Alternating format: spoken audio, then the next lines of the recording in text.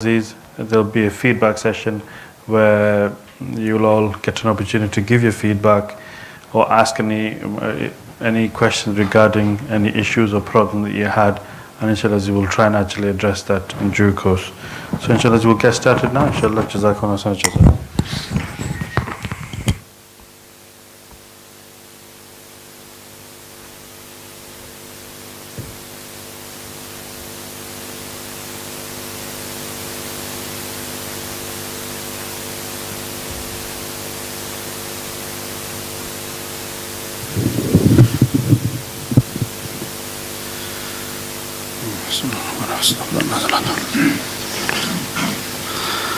Alhamdulillah Rabbil Alamin wal aqibatu lil muttaqin wassalatu wassalamu ala sayyidil anbiya'i wal mursalin wa ala alihi wa sahbihi ajma'in, amma ba'd. Alhamdulillah, we've all come here for a little while to connect and strengthen our yaqeen, strengthen our relationship with, first and foremost, our beloved teacher. And one of the ways to do this, to outwardly that is whatever task or whatever responsibilities, whatever duties they've been given, is to try and make sure sincerely that from the sincerity of heart and mind, one tries to fulfill that task to the best of their ability. And like I always say, that everybody has a task. Everybody has a responsibility, everybody has a duty. For some it might be the camera, others might be their sound. For others it may be delivering the speech. For others it might be cooking, others may be cleaning. And some of us, the most important thing, our duty is to attend. And this is a duty in one sense, that these gatherings, the Thursday, well now this is a Thursday and that was going to a Monday, the three gathering which is further upon the seekers of the path to purification, which our beloved teacher once mentioned, is that the Friday gatherings that will take place, the general public one that takes place. In terms of Sharia, there is no such thing as, in terms of a gathering is beneficial, good, but in terms of Tareeqah, and the path to the pleasure of Allah subhanahu wa ta'ala, the rules are slightly different. Here is that three gatherings, like Ibn Arabi rahimahullah, he has mentioned, Sayyidina Ibn Arabi rahimahullah, they mentioned there are three gatherings which is farad upon the seeker. One is the general gatherings in which we take place with our beloved teacher and the nasheed that is given. That is the farad. Number two, the khususi gathering that we have, what used to be a Thursday now is on a Monday evening, which is regarding the path, regarding the issues and problems and difficulty, which is khususi upon just the seekers who are treading the path. That is a fard upon every single one of us. And the third, which is more important than all of them, is the one-to-one that you do with the beloved teacher or any of the mentors, where you have a one-to-one with the mentor or with the teacher, and then updating them on your journey, and then finding out where the problem, where the issue lies, why you're stagnating, why you're not progressing. So these three gatherings is fard. It's not an option. The way we treat it is, if I feel good, I'll come. If I'm feeling not good, I will not come. If I'm up to the task, I'll be there. If I'm not up to the task, I won't be there. If I'm feeling good, I'll go there. If I'm not feeling good, I won't go there. If we have one excuse just to avoid it, let's say naturally our feeling is, I don't want to go today, I don't feel like it because I'm just a bit tired, or I am a little bit tired, I might just watch it online. And then if something else happens where, let's say for example, the person who's going to give you a lift, or the person you're supposed to give a lift, you're the guy who is driving, or the sister who's driving, the person who's supposed to come with you, they're saying that I can't come today, something's happened. Now you will say, okay, if they're not going, there's no point in me going, I'll just stay home. There's no point. So what's happening is that we will always, if there's a little bit of excuse, if there's any football on, if there's a meal on, if there's any other program on, will use that as an excuse to not to come and avoid the gathering altogether. And this is a wrong attitude and this is a wrong mentality that we're having. And that is why we are where we are. And that is why we are struggling. A lot of the times we're struggling with all our mouths and our deeds. And I can't emphasize more than anything this, is that the hukum, the order, the instruction of the Shaykh is more important than anything, whether we feel like it or not. I don't know. So if you have been given a responsibility, if you cannot actually be here, then make the person, assign somebody else who can be here, who can do the task. If you're going to be late to open the door, ask somebody else to open the door. If you're going to be late or you cannot actually fulfill that task in terms of an emergency has come, contact somebody else. We are living in the age of communication and of technology. There are so many ways that we can communicate and to inform people that we cannot attend, please somebody else take over. There's always should be a backup for us, and that's always a backup. Now, the backup for me and you to attend should have been the recordings. The recordings that we have, that is the backup. Is that, for example, you had genuinely you're not well, genuinely you had other issues. The backup then is to listen to the recording and inshallah Aziz, make yourself acquainted with whatever was said, and then hopefully that will be the good thing. Now, what happens in an ordinary world, in an ordinary scenario, if you keep on relying on the backup? What will happen? So, but what do you think will happen if you keep on relying on the backup? Or let's say in the office you have a backup and you keep on relying on the backup. Yeah, so what happens then? True, could be. For us, what will happen if you keep on relying on the backup?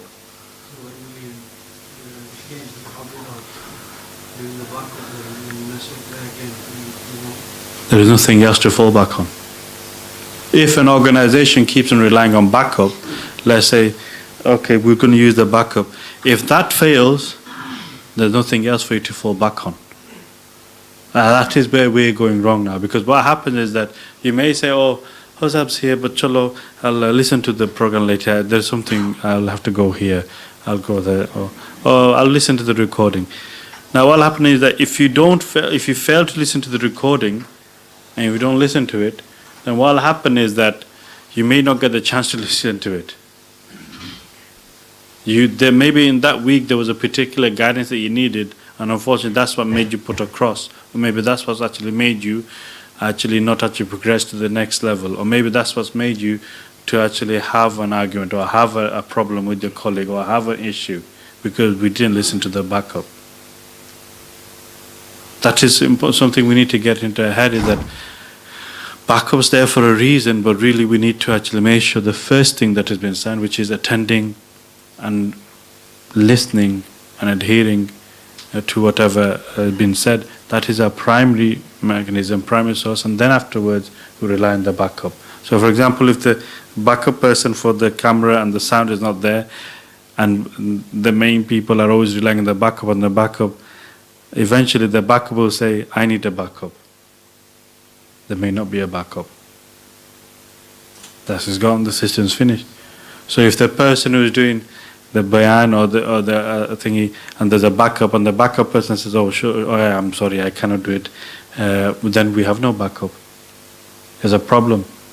So backup should be used, not always, but whenever there's an emergency situation, but really we use it randomly. Whenever there's a need, then we do it. Otherwise, really, every single one of us has a role to play, whether it's actually working on the media, whether it's actually delivering, whether it's cleaning, whether it's cooking, whether it's opening the doors, or whether it is actually attending. Everybody has a role. And we should all try and fulfill that role to the best of our ability. And when we say attending, what is the best ability? Open heart, open mind, without any schisms or without having anything in the heart, being open mind and asking Allah subhanahu wa ta'ala that, oh Allah, inspire that person, whoever is leading, inspire words of wisdom or guidance You inspire, you're the Al-Hakim, you're the All-Wise, you don't know. You inspire that person with words that will benefit me and my heart, so that I can benefit and I can actually continue my journey with ease and remove those difficulties. That is what you as participants should be always making in your heart. Because why? Is that don't look at here, is the case is sat here, oh mashallah, he is sat there, he will know. Even if Brother Abdul or Brother Zaid or Brother Haris, whoever is sat here, if they sat here, Allah SWT can inspire those people. He is the one who is the source of all knowledge. He is the one who is the source of all wisdom. All wisdom comes from Him. He is all wise and He is the source of knowledge. He is the one who can instill that knowledge, that wisdom, that information, that word which you need, which you are asking. You've connected your heart to Allah SWT, and that person can be the means to connect you to Him. That is a means. What we're doing is that we're looking at the person, the figure. You'll look, maybe they enter through the door, they'll look and they run away. Maybe they'll actually, oh, which sister is doing it? Oh, no, I don't like the sister, I will go, I won't listen. Or who's leading it? Oh, I will not. That is what we're doing. In other words, that we have become the Hadi, and we have become the person who ordained and who knows already where the benefit lies. Where the benefit lies, that's what we become. So what we're saying is that there is such a person leading it. It doesn't matter. If at university you can go and attend different lecturers and speakers. If at school you didn't mind there was non-Muslim teaching, you weren't looking. All of a sudden now in Tareeqah you're looking who is leading. That this is very, very sad state of affairs of ours. Very sad, indeed. So I see many times some of our brothers is that if somebody else is doing the bayan, then normally if this was Hazrat Sahib, everybody would be downstairs. You can't get anybody to even help upstairs. Let's just put it. You can't. Maybe it's seldom you'll get, because everybody wants to listen. MashaAllah, everybody wants to listen to Hazrat Sahib, and they all want to be close as possible. They'll as closest to the table they'll actually cling. Another brother, let's say Brother Zaid is actually leading the gathering. He's doing a Nasiha. What happened is that, oh, it's only the Brother Zaid. I'll just go upstairs. Maybe, oh yeah, I remember I need to fix that light fixture today. I'll do that now. Oh, I needed to actually do this corner, this painting in the corner. I'll do that now. Oh, I actually needed to do this above there. It's as if that brother, this is how we've treated it, that this brother, oh, he's not going to benefit me, no. And whatever words, I've already heard it, I already know it, and there will be no benefit for me whatsoever. So I'll make use of my time. I'll just go upstairs and maybe I'll do this. That task is more beneficial for me. Or talking to this brother and this meeting, I'll have that meeting now with him, is more beneficial. That is the attitude that we've all developed, unfortunately, which I am seeing anyway.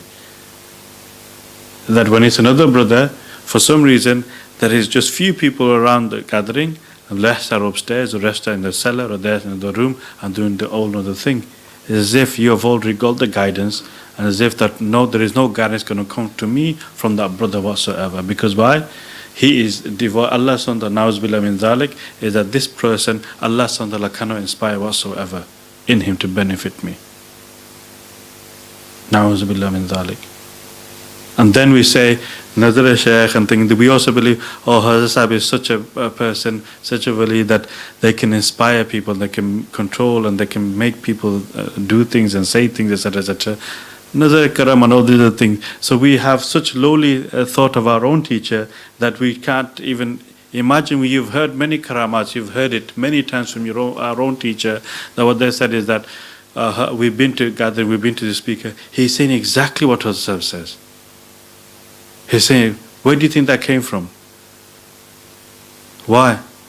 If they can inspire, if they can actually inspire that person to the tawajjuh and the tasarruf, and if they can put that power and they can actually make that person speak, even that person doesn't know what he's saying, you do not think their own student they can actually inspire? and make them think, make them say things which are beneficial for us, me and you? You do not think? So this attitude that we got, that, oh, I will see who this person is. One is, I want to talk about responsibilities. Now I'm talking about this attitude that we have when other people are there, that we somehow think it doesn't matter, guidance is not going to come from this person. Hidayat will not come from this. Na'uzubillah. That remember, if your connection with Allah subhanahu wa ta'ala, Allah subhanahu wa ta'ala can guide you not just to the person, from animals, from any beings, from walls, from chimneys, from whatever He wants. He can guide you.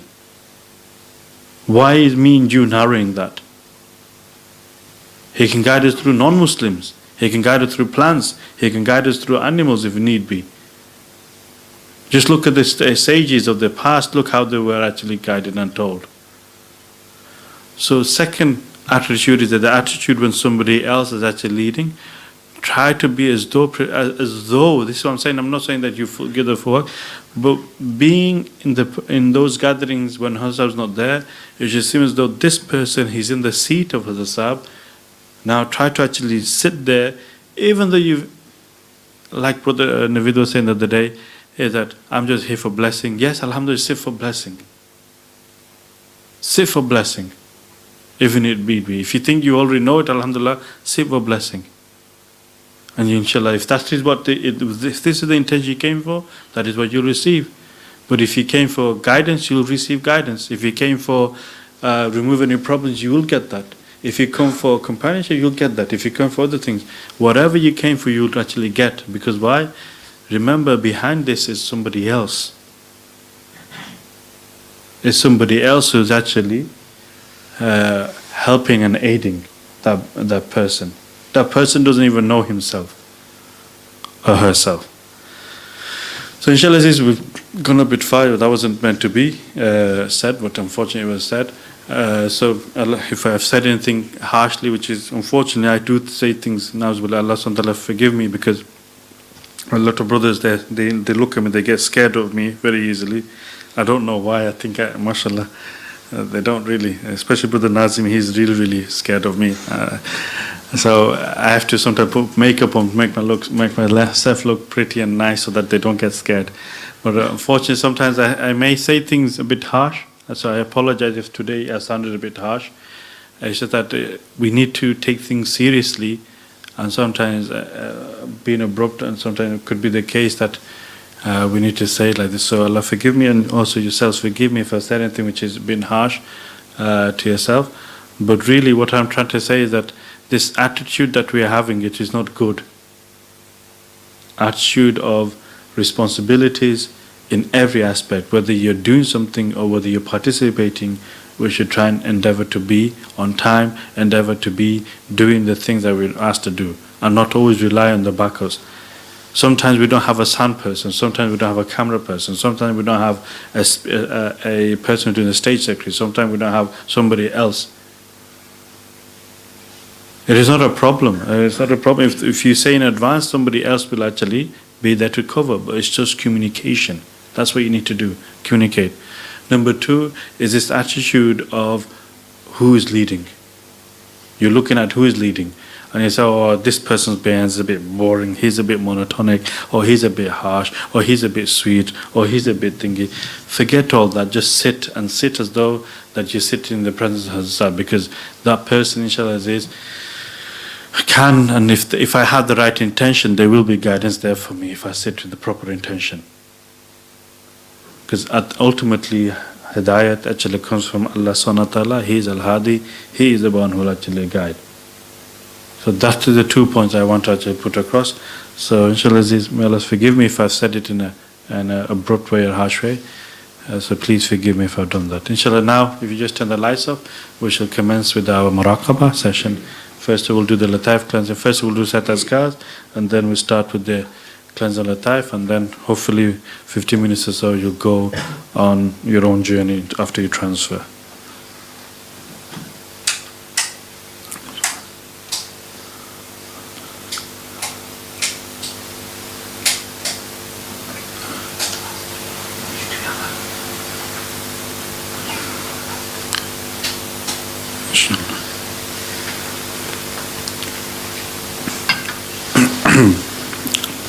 Divert your minds towards Allah subhanahu wa ta'ala in His presence. Think that Allah subhanahu wa ta'ala is seeing me, is hearing me, is with me with all His sifat and qualities in a manner that suits His Majesty.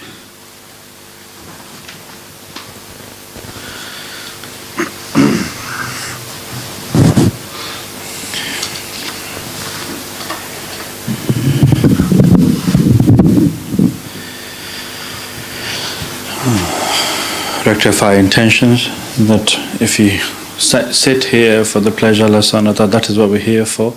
And also, whatever issues and problems that we have, we ask Allah subhanahu wa ta'ala to help us resolve those issues and problems as well.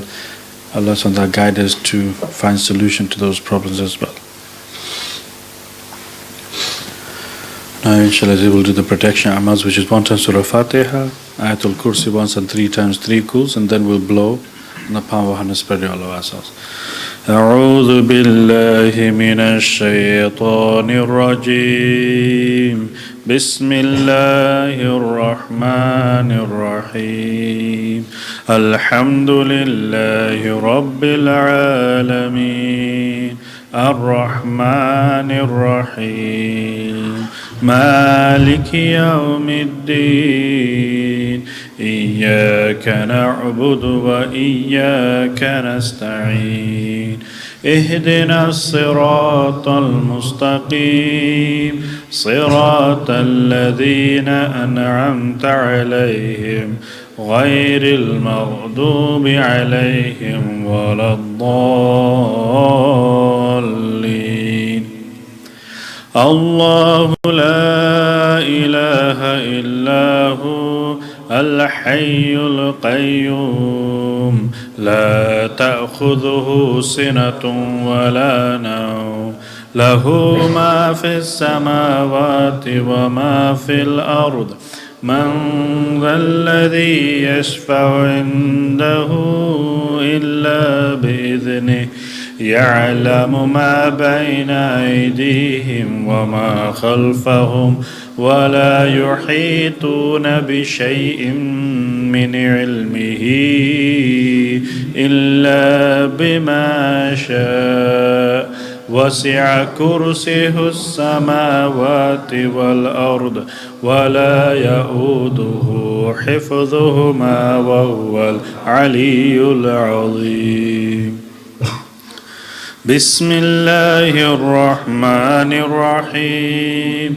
قل هو الله أحد الله الصمد لم يلد ولم يولد ولم يكن له كفوا أحد بسم الله الرحمن الرحيم قل أعوذ برب الفلق من شر ما خلق ومن شر غاسق إذا وقب ومن شر النفاثات في العقد ومن شر حاسد إذا حسد بسم الله الرحمن الرحيم قل أعوذ برب الناس ملك الناس إله الناس من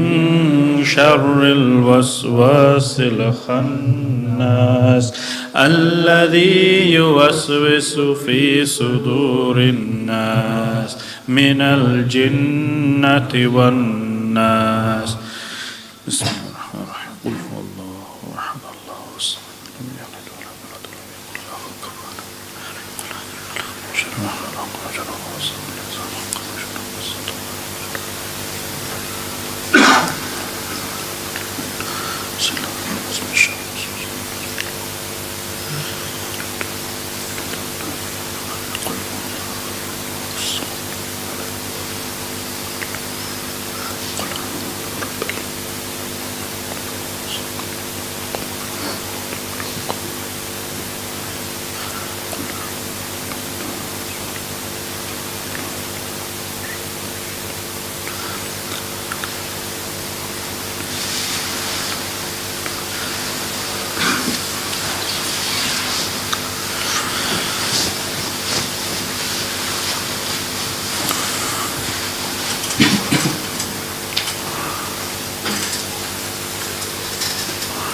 Now, inshallah, see if we get in this 3 states of heart and mind of humbleness, that really we are full of sin.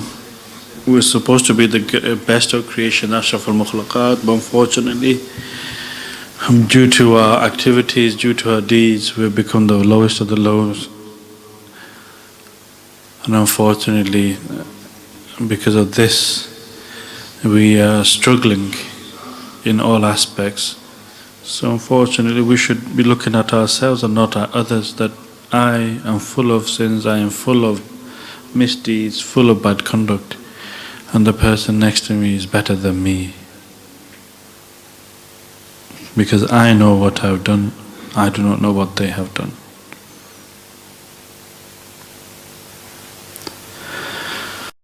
And thankfulness that really, Ya Rabbal Alameen, that we have such a Lord that if we ask for forgiveness from somebody else, these people sometimes can forgive or not forgive. If we do it again, can forgive or not forgive.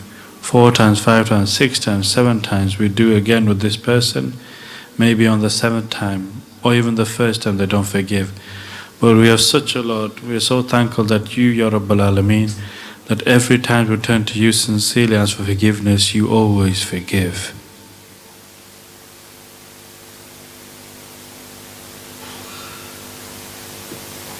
Even if we to do it 70 times, the same thing, same mistake, and if we are sincerely turned towards you, Ya Rabbal Alameen, you always forgive.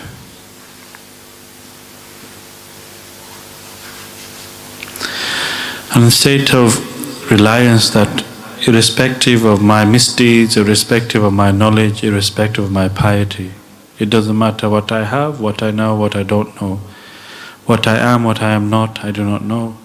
But I just rely on Allah subhanahu wa ta'ala, Ya Rabbal Alameen. It is you alone and your fadl and your grace and your mercy. It is through your power that I will journey this spiritual journey towards the heavens and towards you, Ya Rabbal Alameen. You are the one who will take me through these.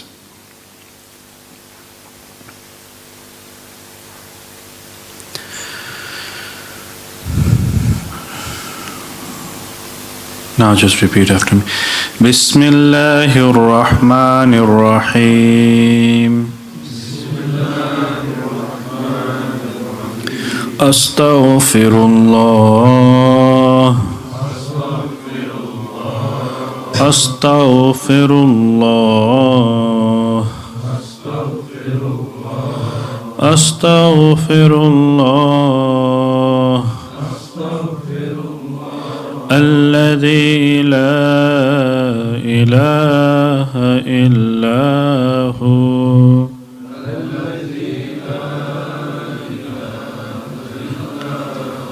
الحي القيوم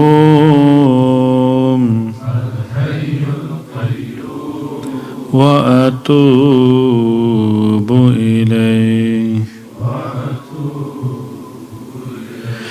اللهم يا ربي بجاه نور وجهك الكريم وبفضلك العظيم اجمع بيننا وبينك في الدنيا قبل الآخرة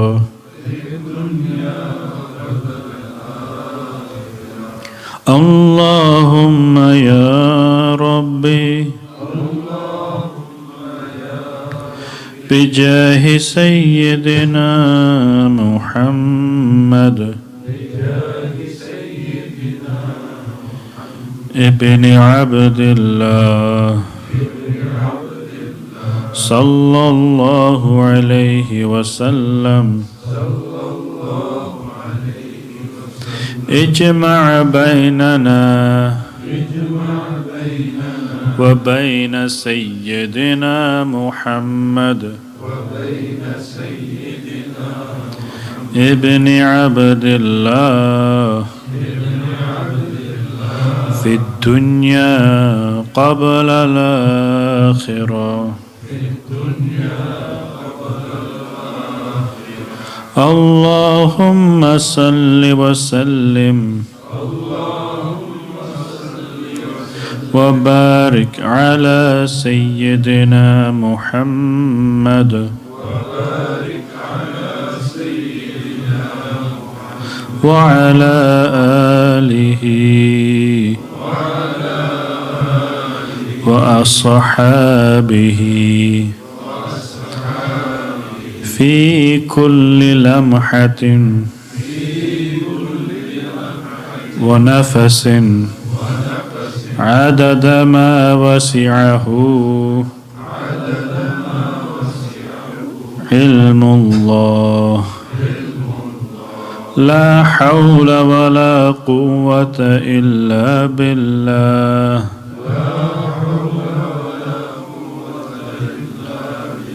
لا حول ولا قوة إلا بالله لا حول ولا قوة إلا بالله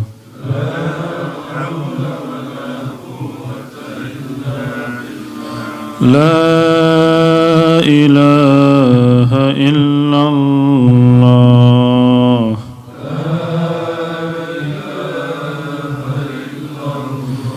لا إله إلا الله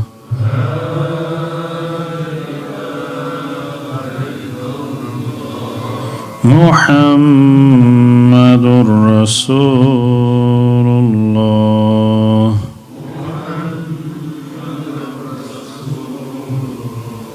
صلى الله عليه وسلم.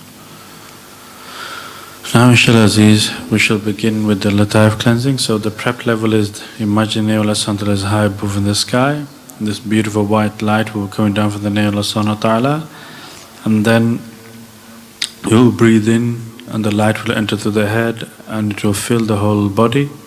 As you breathe in through the nose, then when you breathe out through the mouth, all this darkness and sins and worries and anxiety will be exiting from the mouth. So you'll do this for a short while, and thereafter you'll move on to the red latifa, the orange, the yellow, the green, the light blue, dark blue, and the white. And thereafter you'll be getting ready to transfer, where you'll breathe again, light will enter, all the latifas will be enlightened further, and then one by one the latifas will be, actually your body will disappear, latif will disappear, and then you'll make your spiritual body in front of you, you breathe your spirit in the spiritual body, and then you transfer and meet the teacher, whichever methodology you actually approach or use. And then once you met the teacher, you carry on with the journey for about 10-15 minutes or so.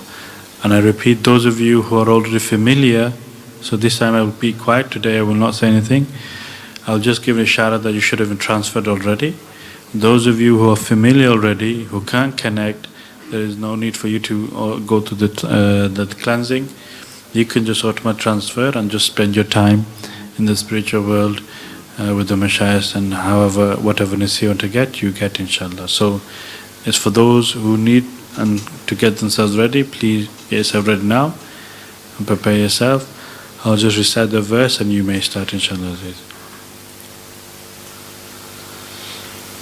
يا أيتها النفس المطمئنة ارجعي إلى ربك راضية مرضية فادخلي في عبادي وادخلي جنتي.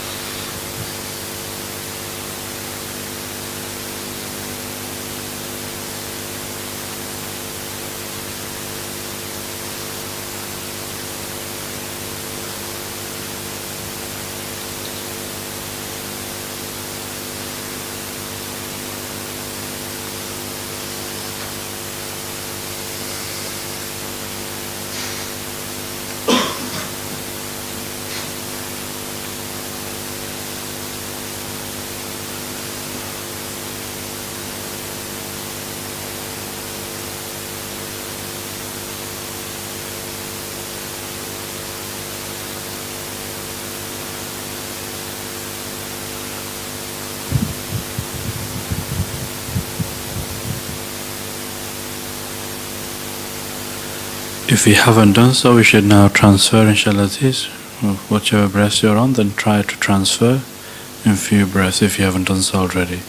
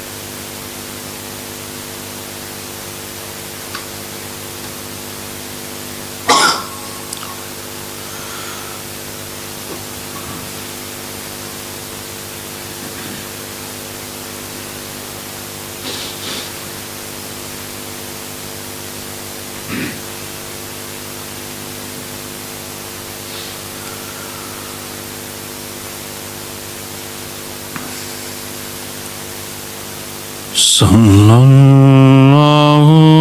ala Muhammad. Sallallahu alayhi wa sallam. Sallallahu ala Muhammad. Sallallahu alayhi wa sallam. Sallallahu ala Muhammad. Sallallahu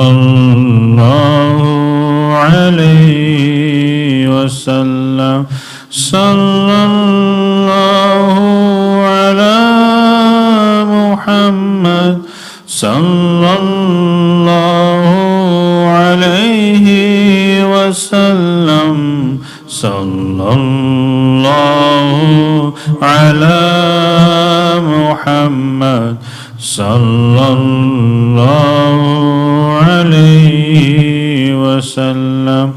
Wa ala alihi wa ashabihi ajma'in.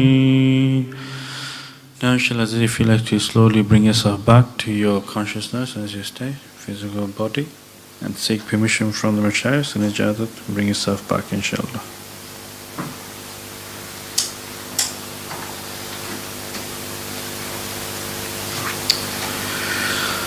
This is your time now to give feedback, so collect your thoughts, especially brothers and sisters who are on Zoom. You may also give your feedback as well. So if you can collect your thoughts, get yourself ready and start, inshallah, giving your feedbacks.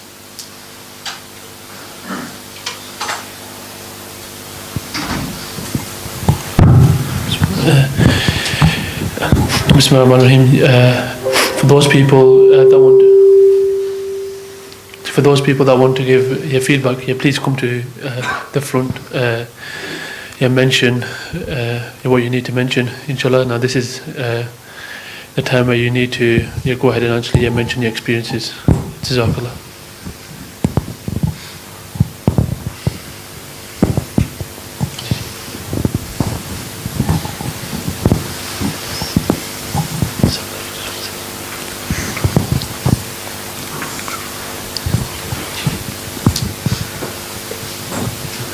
Bismillahirrahmanirrahim. My name is Jamal from Nelson. Upon transfer, I met Hazrat Saab, and it was like they were waiting for me in my front room, in my house. And then I come in, and then I give my salam, and then upon permission I sit in front of them, and then they mentioned that it's good to see me, and then from there the scene changes, and it's like as though we go directly up, and then it's like we're on a big cliff on the corner, and I'm sitting towards the edge of the cliff, and then Hazrat Sahib starts doing the zikr of Allah, and then goes on to do the zikr of who, and then they mention that it's a blessing. It's always good to start something in the remembrance of Allah subhanahu wa ta'ala. And then I took the opportunity to ask how one can enlighten one's tongue, and then they mentioned three things. Firstly, they mentioned that one should know when to speak. So if one was to speak in haste, or just want to get a word in and not listen, then it's very easy to say something that's negative or in haste. Secondly, they mention, again to the nearest meaning, one should think before they speak, like if what they're about to say, is it going to benefit, is it going to be something positive, and if not, then you best to stay silent. Again, in these matters, one must be very patient, because as you're always battling with your nafs and the shaitan, they want you to just speak, and this is how you most likely will say something negative. And then lastly, they mentioned that when one is in a situation, one must they must know when to step back. Say if one is in a situation and they're tired, or they basically rely on their own feelings. So if one speaks in accordance with their own feelings, again one may say something negative. So one shouldn't really rely upon their own feelings. And then they mentioned that patience will not come to a person. Allah subhanahu wa ta'ala will test a person, and these tests will not be easy. So one must be very patient and remember Allah subhanahu wa ta'ala. And then upon durood, I seek the permission to return, and then I gave salam, and then upon permission I returned. Jazakallah khair. MashaAllah, the guidance that you've given, may Allah bless you for sharing the guidance with us, and it's more or less self-explanatory. The indication at the beginning when you saw Hazrat in your room, you're saying in your front room, the indication is that you should try and actually bring the teaching of the Tareeqah into your household and your family. So try and do that, and maybe they are already, but try and actually work on that now. Bring that teaching to your house and the family, and hopefully they will also benefit. And the other matter that you were told about, how when to speak, when not to speak, when is appropriate to speak, these are treasures of guidance. So try and actually remember that, so that you can benefit at least with the using of your tongue, when to use it. It's like we have such weaponries, but if we don't know how to use it and when to use it, you can either destroy or you can actually kill. Or you can actually create peace and joy, one or the other. So this is a piece of guidance that we've been blessed with. So inshallah, Allah bless you. There's nothing else to add, inshallah, into that.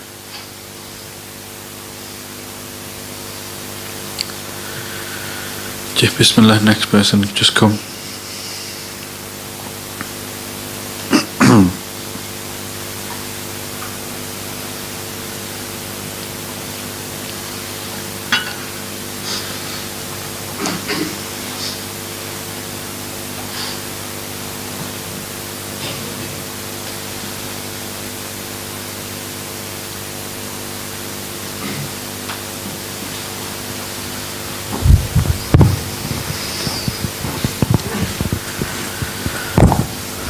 Assalamualaikum. Wa alaikum assalam wa rahmatullah. Name is Hasnain from Bolton, and when I transferred, seen Hazrat Sahab, and we were just sitting on the edge of a cliff, and they were saying to myself that when I done salam with them, they kept hold of my hand, and then they read some sort of kalima on my hand, and then they said to me that they go, Hasnain, people sometimes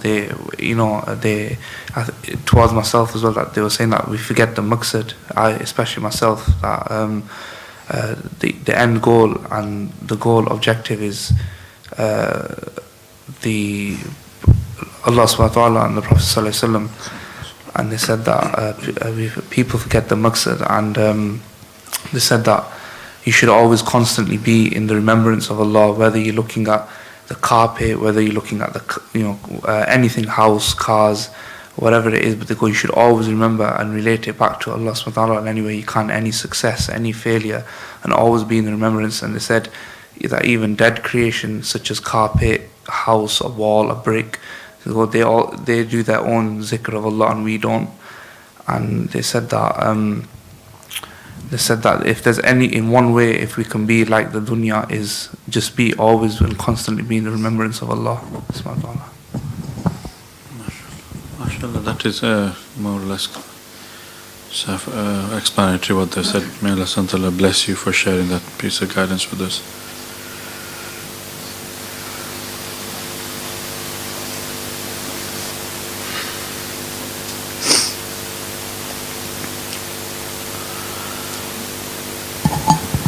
those brothers that haven't yet related and still want to relate, then please come to the front, inshallah.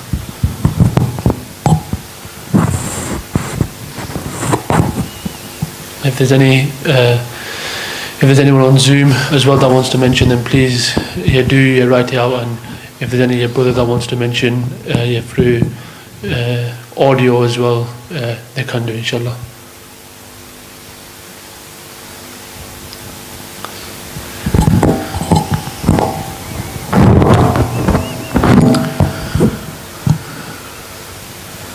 Tareeqah, if there's nothing else, inshallah, that's fine, inshallah. I think there's nobody on Zoom replying, so that's fine.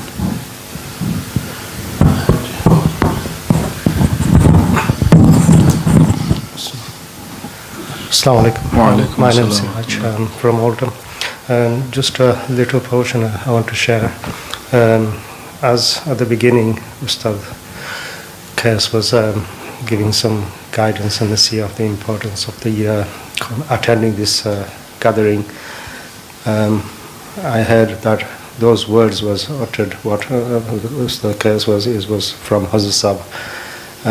It was their voice coming to my ears, and that as they were speaking, as I was making dua for the brothers who attended for their effort and coming to the gathering, and they said, this is more for the ones who didn't come, so you brothers now convey this importance message to those who is not here, so they can benefit.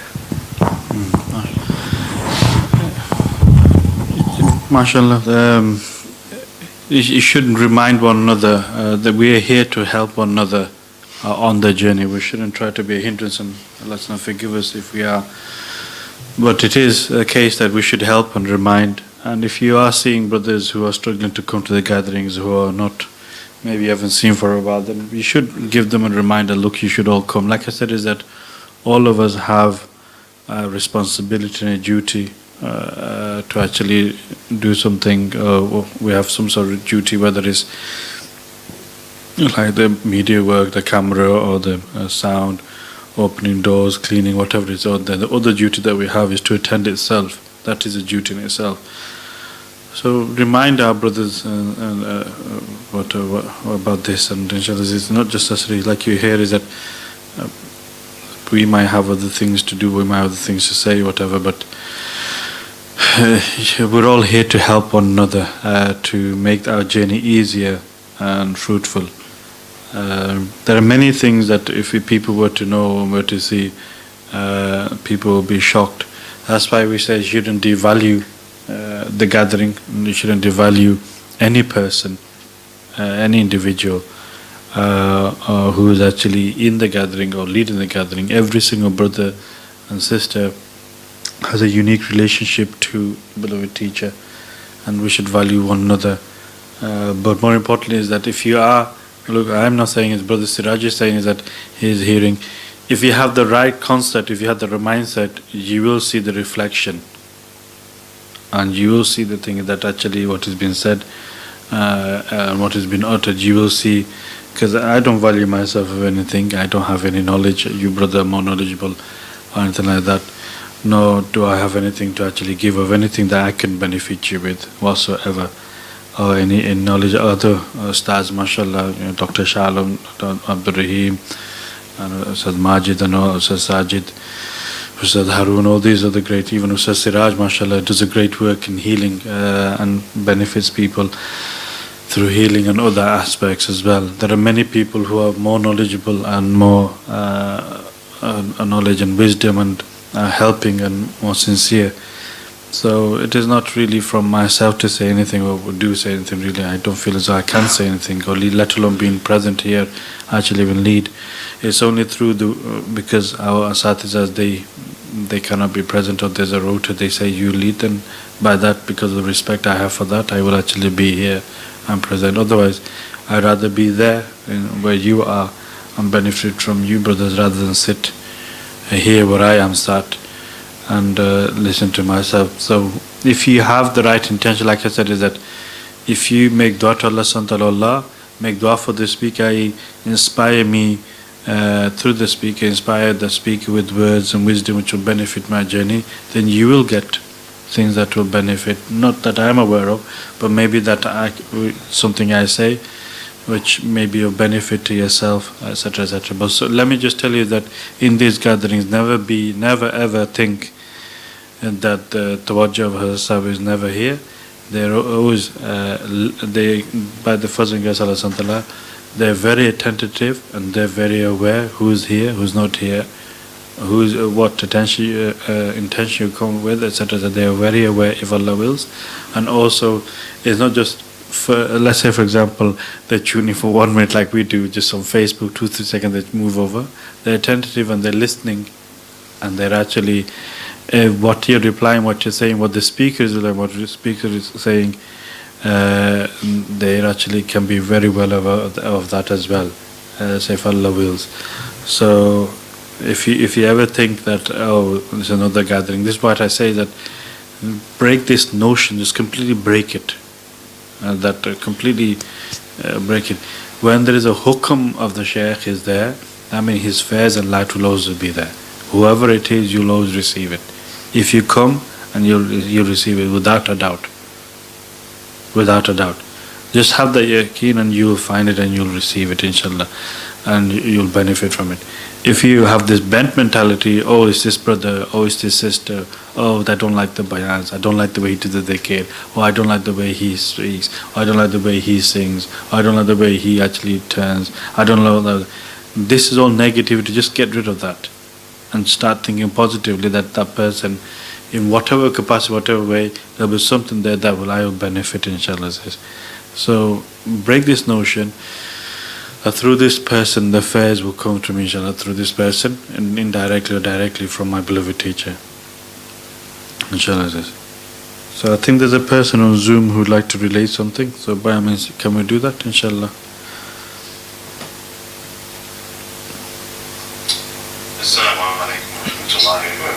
Wa alaikum assalam wa rahmatullahi wa barakatuh. Yes, brother, please go ahead. Tafaddal. Okay, so during the transfer, I was doing the type cleansing, and instead of the name of Allah there, I actually saw, I thought it was Hazrat's face, as the color changes from red to orange to yellow to green. But actually it was Sheikh Nazim's face. I think he's a Naqshbandi Sheikh. And every time I was doing the color change, his face I was seeing in the sky. Then the transfer, I transferred into this world I've never seen before. And I saw a lot of snakes there, a lot of huge demon-like creatures there. And then I immediately tried to find the teacher, and every time the teacher would take me out, these kind of demon-like entities would pull me back into this world. Until another time the teacher finally pulled me out, and he put his hand on the lake, and the lake froze. And then I sat next to the teacher in the baby form, and I asked the teacher a question: why is it that these things happen? And the teacher said that I have some sort of affiliation with the jinn, some ancestral affiliation with them. And then I asked the teacher regarding discipline, and the teacher showed me a book, like the Tareeqah book, and that whatever you focus on, you can inshallah become disciplined with. And the teacher threw the book to the side, and I saw that there was hundreds or thousands of these books, maybe that the teacher had completed himself. These are some of the main things that I saw. I can't remember all of it clearly, but I remember I was in this kind of demon world for a long time, and many of them were trying to attack me, and and hold my hand, and there was some sort of relationship there. And then the teacher left, and I grew up from a child into a man, and I asked the teacher regarding marriage, and he mentioned that you should choose this sister instead of the other sister, that one of them would pull you more to dunya, and one of them would pull you more towards us. He said that this is one of your big blockages on the path, is that you're not married. And this was the end. Okay. MashaAllah, Jazakallah khair, brother, for relating your experience. The ishara and indication that we're getting here is that the beginning is a person who doesn't actually make Allah SWT his purpose and doesn't actually have a path, then he'll always be pulled towards shaitan and nafs, and they'll always put him towards danger and sinfulness. So that is what indication here is, that a person will always be in ghafla and heedlessness and sinfulness if a person doesn't have a purpose and objective and a path. And what Hazrat Sahib is actually doing is that trying to actually help through the teaching, get you out of that state of sinfulness and state of ghafla. And these are representation of the different types of sins and different types of deeds one does. This is what is trying to grab you back towards that state and that style of lifestyle. But the teaching of Hazrat is actually trying to do is bring you out of that lifestyle and be on the path towards piety and righteousness towards Allah subhanahu wa ta'ala. And inshallah, the discipline, 100% what they're saying is that really tazkiyat an-nafs, the name is called self-discipline. You know, people say that I'm very, they nicely write on the application, I'm a very self-disciplined person. In other words, I have tazkiyah. That's what they're saying, is that my nafs is disciplined. This is called tazkiyat an-nafs. So what they're saying is that really when you're saying the hundreds of books, that is what it is, that course book, you will not appreciate it, but you can read hundreds and hundreds of books, and all of the summation of all those books can be found in the blessed teaching by our beloved teacher, what they've written in the course book. You can, and now if you take each sentence, even if you take each course, each stage, books and books and books can be written on it. And that is the wisdom of the beloved teacher, how they've actually summarized all those books of Tazkiyah and Ihsan and of Ma'rifah and Tareeqah Allah. They've actually composed and made it in such a simple way that, let alone even the book, even if I was to say just one diagram, the mountain journey, if you look at that diagram, the mountain journey that they've written, is that all of the deen, the whole of the Tareeqah, whole of the Sharia is summarized into the one diagram, let alone the book itself. So this just shows you the wisdom and the knowledge of Ma'rifah that Shaykh Ahmad al-Baq possesses, that they've actually put in a book. So if you want discipline, in other words, Shaykh Ahmad al-Baq and Sayyidina Abu Bakr rahimahullah and all the mashayikh, what they've done is that, what they're saying is that all of these mashayikh, they're saying is that through the hands of Shaykh Ahmad al-Baq, what they're saying is that if you want, oh my son, if you want discipline, follow this course. Follow it to the latter, follow it, and you'll actually attain that discipline, you'll benefit. And the other, seeing from your child form and then grow an adult, is that that's a good indication, is that if you follow this course, is that a person becomes spiritually born in the spiritual world, but they'll get nourished and they get fed and they'll grow and they go into adulthood and they'll mature upon the spiritual path and they'll benefit and they'll benefit others as well. So that is the ishara that you're getting. And about the spiritual affiliation is that definitely waqi that every single one of us will have some sort of affiliation with the shayateens and jinnas and devils. When we're sinning, like Sayyidina Ghaus Pak said, is that you're as if you were milking from the breast of shaitan. That is what we're actually doing when we sin. So we've been fed, shaitan been feeding us, and obviously there'll be affiliation. So those jinnas are looking for me and you. When we leave them, it's not always the case that there'll be, if you sincere and ask Allah for help and protection, recite the scars, they don't leave the person they've been breastfeeding very easily.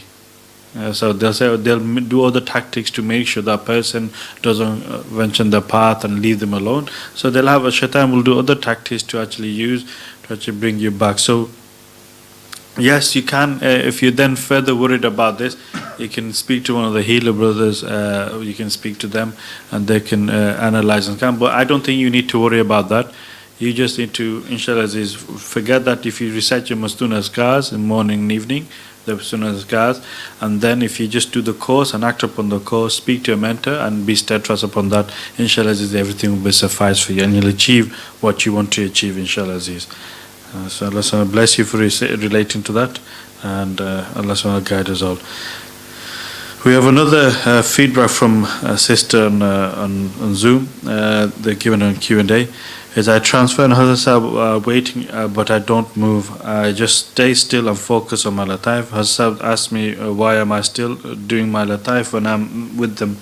I respond, I feel as though I'm full of darkness and I need to cleanse myself to be with yourself. So Hazrat Sahib then doesn't respond and just sit and wait. As they sit and sit, the thought enters that I am the seeker here to follow them. So why am I making them wait? Am I being disrespectful by making them wait? As I think about the thought, Hazrat Sahib then gets up and starts to walk, and I immediately follow. As I take this as my answer that I should not make them wait. We walk to a rock, and Hazrat Sahib indicates that I should sit and ask. They asked me what happened.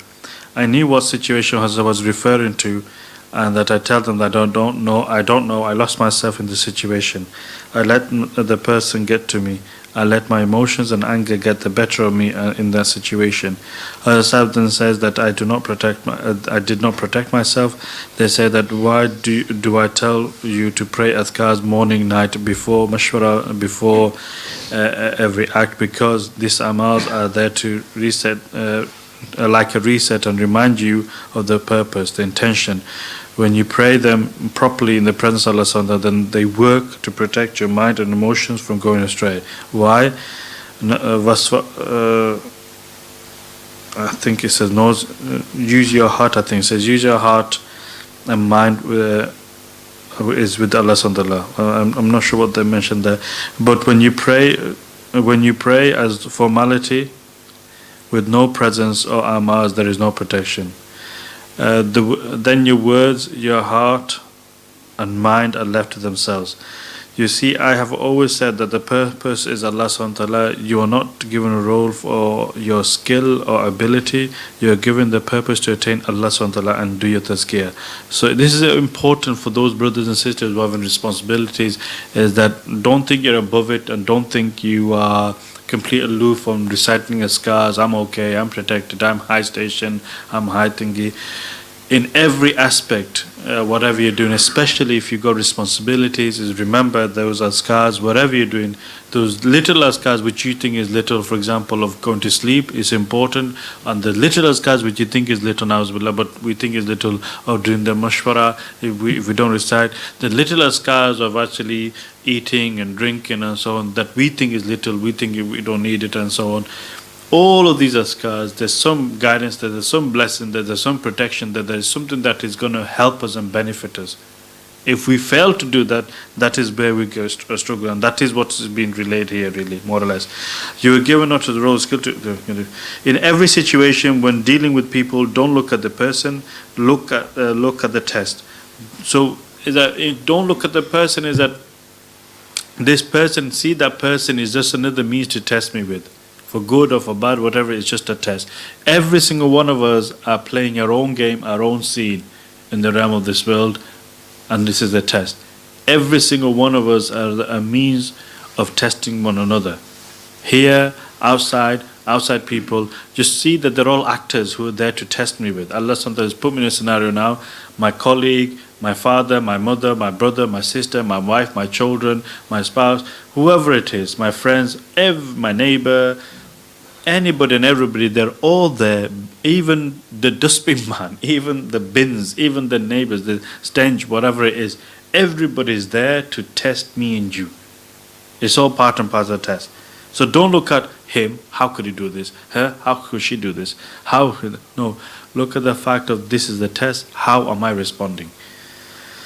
In every situation when dealing with people, don't look at the person, look at the test. Don't look at the person and think I will listen to this one because I respect her, or she respects me and I'm listening to her because she doesn't respect me, etc. So I've already addressed this. This is what we said before, is that don't look at the person, look at it as being a test and how you should respond in the right way. Look at the fact that you are here to attain Allah's pleasure, to serve Allah and your own tazkiyah. So this person is a test and nothing else. You do not have to please anyone. You're here to please Allah subhanahu wa ta'ala. You see, you're listening to my bayan but not applying it. And this is what we mean you are always doing. We listen, like the other day I said, who can remember what Hazrat said? We don't know. And we say we love Hazrat, everything, we are dying. Now ask yourself, is Hazrat is here, they spend days and days and days and days. Are you just satisfied with the fact that you spend that company for days and days? Are you wanting to take the kernel, the teaching that they're giving us, so that then we can really, really grow and sprout and be firm in the teaching that they're given and manifest that? This is what we should want to be doing. So that person who's living all the way to the other side of the world, maybe in Japan or China, and he's listening to Hazrat Sahib, he's never met Hazrat Sahib. But he's taking the gems and kernels and teaching and he's applying it. That person is far more better than me and you. Why? He has given value to the teaching, or she has given value to the teaching, where me and you have given no value to the teaching. So here is that, yes, they say that you listen to the Bayan, you're not applying it. Last few weeks I told you which will help you succeed, and I told you that it is your will that will help you, to help you to succeed, not your skill. Non-Muslims or anyone else can be brought in to do any role. So it's not any skill which is of any value. The only reason is yourself and others is for your own tazkiyah. So really is that if you have been given a position, if you're given any responsibilities, like I said, that all of us have a responsibility, even to attend the gathering, I'm saying, is that it's for our tazkiyah. If we're not doing that, then our tazkiyah will also be going haywire as well. Hazrat mentioned that this week you were tested with the same thing twice. One situation you relied on Allah, the second yourself relied upon yourself. Look at how this worked out. Did you even realize the test was the same? I say to Hazrat, but it's hard to maintain the mindset in both situations. To this, and this is what we would say as well, sometimes difficult, that is called training. That is called tarbiyah. Sometimes you fall, sometimes you succeed, but that is what they're doing. That is what Shaykh al-Tarbiyah does. It does and nurtures you so that you are all ready now to face those situations again and again and again, so that you don't crumble, so you don't fall. And that is called tarbiyah. To this, Hazrat responded that yesterday you listened to what I said and about why Allah subhanahu above all others our purpose and objective. So why is it hard to keep this mindset that Allah subhanahu above all of everything and everyone else, when dunya and people fail you over and over again? And this is, it's called, Hazrat was using logic yesterday, is that the bayan is that they didn't really do any scholarly, but what it was, it's just making you use your most common sense and logical sense above thing else, why you fit Allah subhanahu wa ta'ala and nothing else fit with Allah subhanahu wa ta'ala. You don't fit with anyone else. And why Allah subhanahu wa ta'ala the purpose. And that was the bayan. And that's what they're saying is that, and they gave countless scenarios, one after another, one after why we fit with Allah and we don't fit with the creation. And this is effectively tawheed, oneness. You know, they say oneness of Allah, oneness of Allah. It's not just saying Allah subhanahu wa ta'ala is one. Oneness of Allah, real meaning and concept. Listen to the bayan, you'll understand what real tawheed is, what it means. You know, all these Salafis and Ahl Hadith saying, brother, you need to have tawheed, you need to have tawheed. They don't have an ounce of idea what they're talking about. They don't have one iota ounce of idea what they're talking about. Learn what real tawheed means. Listen to the bayan and you'll understand when they say tawheed, what it means, oneness of Allah, oneness of Allah. We haven't got oneness of Allah. We're oneness with dunya, oneness with misses, oneness with children, not with Allah subhanahu wa ta'ala. To Hazrat Sahib, they respond that yesterday you listened to what I said, but why Allah subhanahu above all purpose objective. So why is it hard to keep that mindset above all, that Allah subhanahu above all, when dunya and people fail you over again? In fact, yourself are saying is you don't love Allah, but you love dunya. Then I go silent and I begin to reflect on my words. Hazrat and take me out a white napkin and begin to unfold it and take a green emerald gem from it. They give it to me and they say, keep this safe. This is always admonition is good, nasihah is good, admonition is good, so take it. It's good for us. So in other words, they're given us, the sister, is that here is that this is the beauty of doing your muraqabah and connecting, and then here that they're already telling us and making us aware of the scenarios and situation in detail, so we don't make the mistakes, so that we don't fall to the same mistakes again and again, and we rectify it. After hearing all that, look how much compassion, shafqat they have, is that they're actually presenting us a gift. What that gift is, that it will help you in the test. It will help you in the test, that the test that you're going to be, maybe they retest you. For example, you failed in the test, there's a retest. Now this will help you, it's a little bit of bonus. Now this will help you in the test now. So this is the fares they're given. If a person admits the weakness and the faults, that's the best way. And what happens is that then they say, okay, here, take this little bit more help, and then inshallah in the next test you should succeed. So Allah bless you, sister, for relating. But also, as you can see, is that self-explanatory what they're saying as well, and yourself knows where the mistake made. So try and actually now act upon what they said, inshallah, and hopefully you'll succeed and overcome those problems and issues that you're facing, inshallah. Is there anybody else? Assalamu alaikum. Wa alaikum assalam. Upon transferring, I was come towards the jungle, and as I walked through the jungle, then I seen our blessed teacher Hazrat Sahab, who was sat in front of a fire, and Hazrat Sahab asked me to sit. As soon as I sat, then it was as if though I was sat on a masalla, blue masalla. Hazrat Sahab was on a gold masalla, and we was levitating out of the jungle. Then I could see the whole world, and we was levitating out of the world, and as I was looking up I could see Allah subhanahu wa ta'ala's name.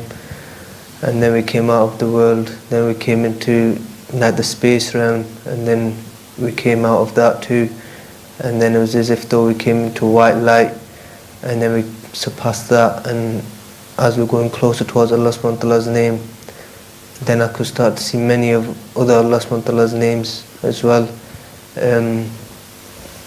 There were so many names, there was just as if though they was coming towards us, and we were going still closer towards Allah subhanahu wa ta'ala's name, and the other names were shooting towards us as well. And at that point when you said to seek permission to come back, and then I sought permission to come back. MashaAllah, Allah subhanahu wa ta'ala bless you in your journey. That is the journey that you have seen, and the sceneries of the journey. You went to the realms where you see the sifat and quality of Allah subhanahu wa ta'ala. So MashaAllah, your soul was blessed in being in that realm. MashaAllah, Allah subhanahu wa ta'ala bless you and keep you steadfast, inshallah.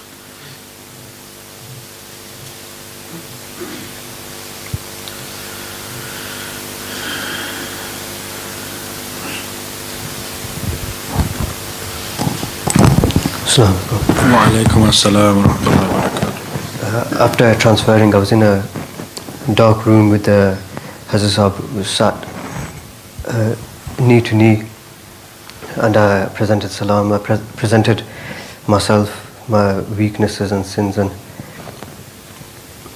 stayed with them in this place for a while, for most of the time. And then the scene changed to, I could see Hazrat Sahab standing in the middle of an ocean, and as soon as I walked towards them to stand with them, I shrunk down into like a child. And then Hazrat Sahab was moving the sun and the moon, and then the sun turned into the name of Allah, and it was given off heat and light, and then a staff was a staff appeared in Hazrat Sahab's hands, and then they put their hand on my back. It was comforting. And then upon Durood, after Durood, I sought their permission to leave, give them salam and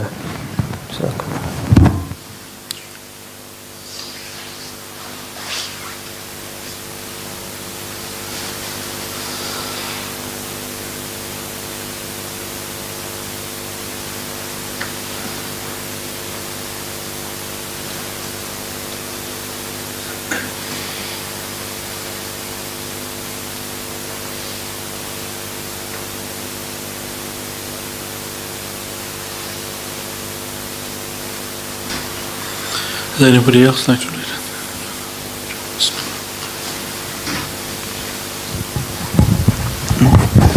So as we started cleansing our lataif, when I started with the name of Allah subhanahu wa ta'ala in the sky, white name, I found myself outside the mazar of Sayyidina Abdul Aziz Tabagh rahimahullah with our teacher Sheikh Ahmad Tabagh. They were sitting right on the doorstep. As we started with cleansing the red lataif and then orange. When we went onto the orange, I asked how I can stop making the same mistakes, even though I feel like I'm getting closer to Allah, but some mistakes are just not leaving. But so, to the nearest meaning, they mentioned that use the body to stop all the means and sources, cut off the means and sources. And then we moved on to the yellow lataif, and I had to stand up for a minute. So when I connected back to the yellow lataif, I found myself in a gathering in the heavens. It was a big in like on grass, and there were lots of chairs, and there was like a ceremony going on. There were awards being given. And all our Tareeqah brothers and Hazrat Saab and our Ustads, they were all there, everyone was there. And then after that as well, when carrying on with the other lataif, I met with Hazrat Saab again, and I asked them other questions, and the guidance was given that you have to use the body and heart and mind to guide the soul, and once the soul is guided, then the soul will guide the heart and the body and the mind. Then and a thought came of a sin and like a mistake, and it vanished straight away. And it was as though the Mashaykh sent it away. And I asked immediately, how come this is the case when I'm with yourself or traveling spiritually or in like majlis? And it was mentioned to the nearest meaning that if you keep the soul connected throughout the day and throughout your life, then it's easier relating back to the same point that the soul will guide the body and the heart and mind, and all the thoughts or opportunities of sins or mistakes, it won't be possible. And towards the end they did mention that keep this lesson and take it from today, and if you connect the soul, this problem should be solved. And that's when we sought permission and we returned. MashaAllah. So, using the body and means, it's more like that cutting off the means, zahirit or whatever you can do, is cut off those means to actually lead a person towards sin. So, the hands, the essential organs of the body, these are the things that you have to make sure that a person doesn't indulge in those acts and those things which will actually lead towards those sins. And utilizing their time and the environment in which you're in to make sure that you're in those environments as well. So utilizing all those organs to make sure that a person is not actually making it facilitating, making it easy for us to commit the sin, but rather cutting those means towards those sins. That is the important aspect.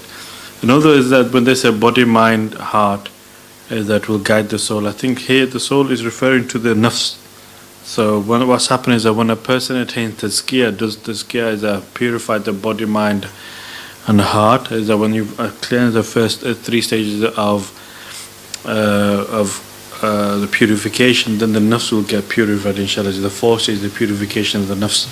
So that will also then get purified and be guided, inshallah. And then what happens when the nafs is purified, it will then actually help you to do good and towards good deeds and good amals, and it'll make it easier for you rather than being a hindrance, it's actually going to be an additional boost. It'll be easier for you to actually do those things, but the nafs will comply and actually help. That's why we're not no prophet and messenger, but every prophet and messenger, they all had a nafs as well, and they all had the purest, the pure, they became pure, and also even let alone the nafs, the devil that was with Rasulullah, it embraced Islam and became a Muslim because the light nur that was coming from Rasulullah. So let alone imagine that the Prophet ﷺ's light, because of that, the shaitan, which is everybody has devil and everybody is which is assigned a shaitan and jinn next to him, it also embraced Islam. So rather than now our shaitan and our jinn is telling us do this and do that, unfortunately, and we're just doing what he's telling us to do. Rasulullah, his was actually telling good things and good advice, nothing bad or evil, mashallah. So that is what we're saying, that when a person purifies essentially the body, the mind, the heart, the nafs, and also gets purification, it becomes an enlightened person where not just things around them, people benefit, your immediate people around you, other people benefit. So you become a source of peace and a source of guidance and a source of light for others when a person does that. Not just you immediately within your own environment, your body, your mind and heart, but not just this, but all the external environment, they also become a source of means of actually benefiting as well, inshallah Aziz. Take it, Jazakallah khairan. Is there anybody else, inshallah? Otherwise we'll stop here. Anything else? Okay, take it, inshallah. If there's nothing else, inshallah Aziz, we'll stop here, and inshallah we shall see you next week, hopefully. Just a reminder that there is a retreat happening on the 24th to the 27th of December. Now this is a retreat which is all about how to connect to the Sifat Allah SWT. I appreciate the fact that apart from maybe taxi drivers and restaurant workers and takeaway, everybody else should be free. So really what we'd like is that for everybody, if you can physically participate, especially brothers who are here, please do participate, don't waste your time. I know there's nice movies might be on, etc., etc., but you're going to have to sacrifice those movies, and you can put whatever you want to do, but put it on hold for these days. Come to the retreat, attend, and not just yourself, but really more importantly is those friends, those colleagues who haven't been to a retreat, who have not seen for a while, those brothers and sisters who haven't been for a while to the majlis, bring them along. And then hopefully they will also, you will benefit, but they'll also benefit. They may give you dawah towards Christmas dinner, towards Boxing Day, whatever meal. You give them dawah towards the pleasure Allah SWT, bring them here. So if Bolton's Dawah is very kind to him and get the oven, we might even have our own turkey roast as well. Maybe we can do that if we have a big enough oven. We can maybe do it. But all I'm saying is that bring others. Yourself, more important. If you're studying, you've got no excuse, you should be coming. Make it that you should be coming. It's a very unique gathering. It'll be a very unique retreat actually. Inshallah, hopefully, like all of them will benefit you, but inshallah you'll benefit a lot and learn a lot as well, which will help you. It will be everyday thing which will help you a lot to learn about how to connect with Allah on the Sifat. It will be very, very beneficial. So try and come, bring yourself along, bring others along who especially have not come. Because what happens when you bring somebody new, they want somebody who they're familiar with. So if you just say, no, you go there, I'll be having my roast and dinner, you go there. No, they're not going to like it. If you bring yourself there, they might find it easier to come. So bring yourselves along. If you've got brothers, cousins who are doing the thing, tell them to contact the brothers and participate in that retreat. And sisters, you can also join and participate online as well and make yourself available for those 3 days. It's a slightly longer version as well. No, we'll do 2 days, but this is going to be leading from Friday all the way to Bank Holiday.